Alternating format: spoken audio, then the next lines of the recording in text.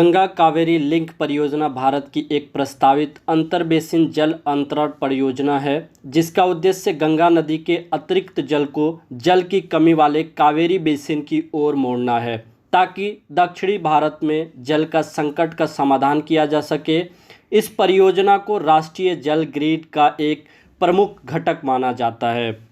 इस परियोजना में गंगा नदी के अतिरिक्त जल को कावेरी बेसिन की ओर मोड़कर दक्षिण भारत में जल की कमी को दूर करना है। 2640 किलोमीटर लंबी नहरों का निर्माण प्रस्तावित है। गंगा नदी का अतिरिक्त जल जो मानसून के दौरान पटना के पास ले लिया जाएगा।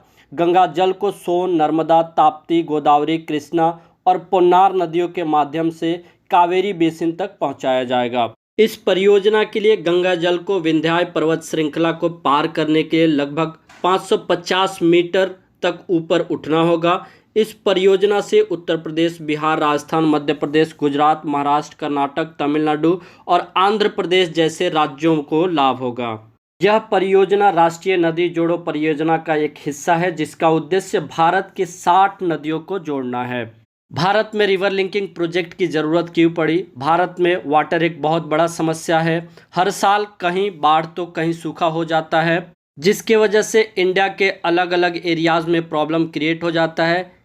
इस प्रॉब्लम को दूर करने के लिए रिवर लिंकिंग प्रोजेक्ट लाया गया। इस परियोजना से होने वाले लाभ देखते हैं। दक्षिण भारत में जल की कमी को दूर करने में मदद मिलेगा। सिंचाई के लिए पर्याप्त पानी उपलब्ध होगा, जिससे कृषि उत्पादन में वृद्धि होगी। सूखे से प्रभावित क्षेत्रों को राहत मिलेगी।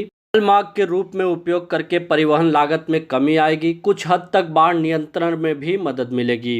इन नदियों को जोड़ने से वन्य जीवन, वनस्पति और जीव जंतु प्रभावित हो सकते हैं। बांधों और जलाशयों के निर्माण से